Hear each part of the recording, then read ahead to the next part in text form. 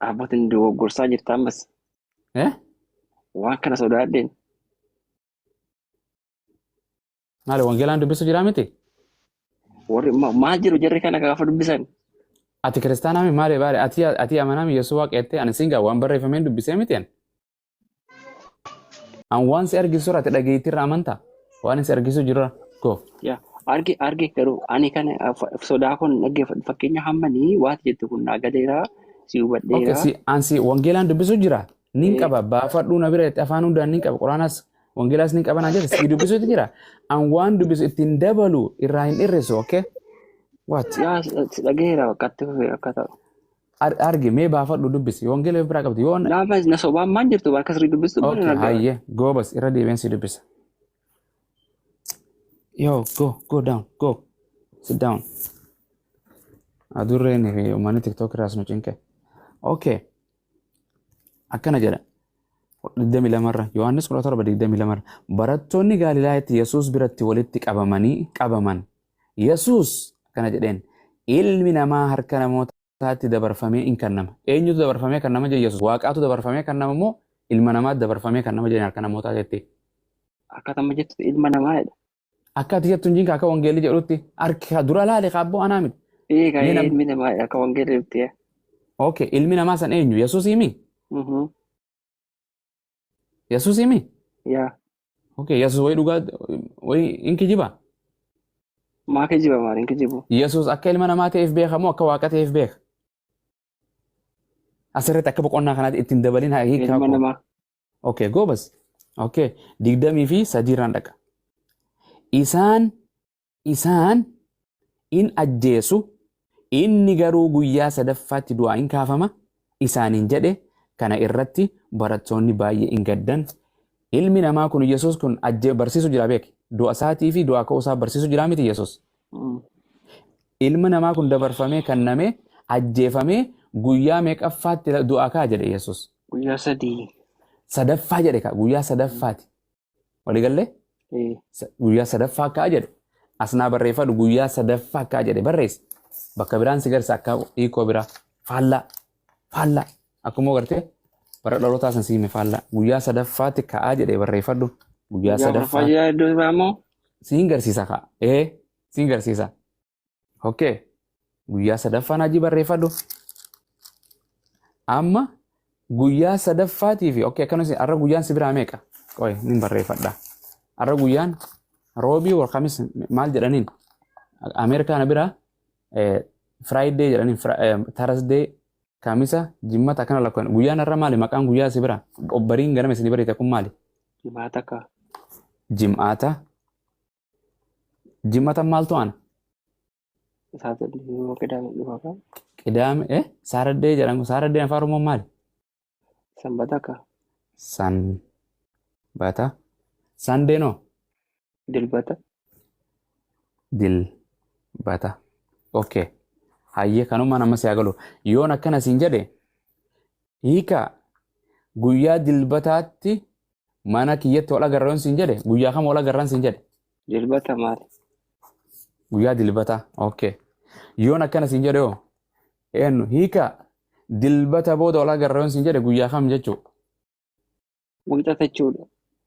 Yookaan immoo isa booda kan dhufu jechuudha. Hin beekama. Okay. Walii galle amma. Okay.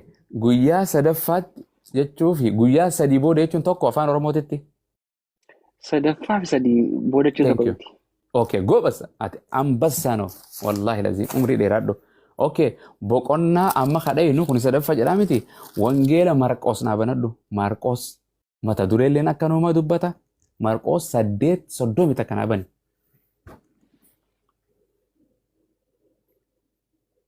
Laali hottu. Hundi keessanis kiristaanaas ilaaladha. Amma kun mucaan akkana dhugaa laalee waan kana dubbatu isin biratti donqoroo afuuran qabu bakka wallaala maayyimiidha. Arrabsitan amma dhuftanii madeeqaa kana booda ogummaa boqonnaa tan dubbise arrabsaa isiniif hin banaa maayikiraafoona kaafadha. Dubbisee dhufu qoy.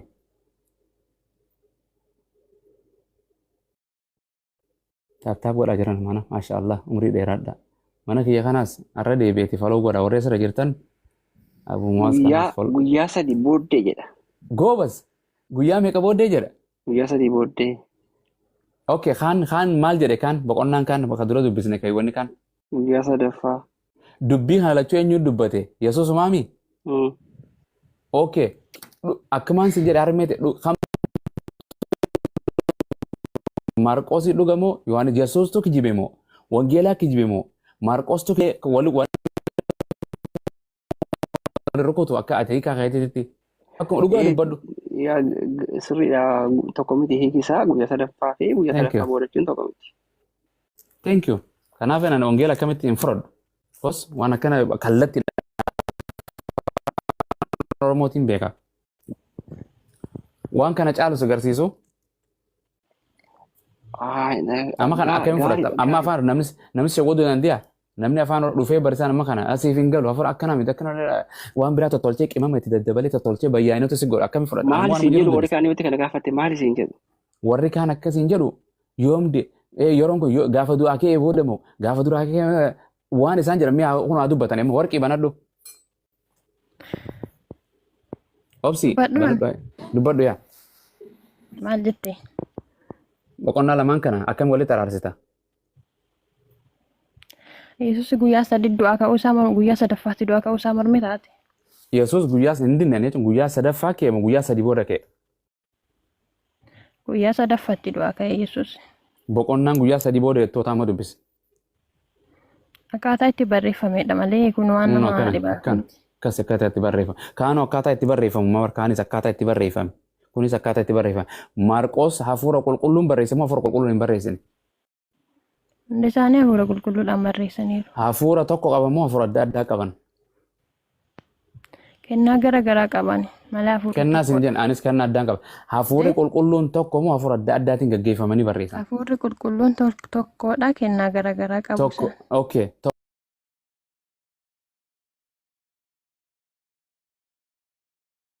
Tokko tiima. Waan adda addaa itti himuu danda'a waan tokko itti himuu danda'a. Kanaafuu okay. Yesuus kun tokko moo lama? Tokkodha. Kamtu guyyaa 3ffaa kaafame? Kamtu guyyaa 3 booda kaafame? Isaattu guyyaa 3ffaa kaafame. Kami kan guyyaa 3ffaa booda kaafame? 3 booda eessa hiiko? Okay, hiiko. Amma hin dubbisne hiiko hin argine? Mee dhaabbadhu. Hiiko.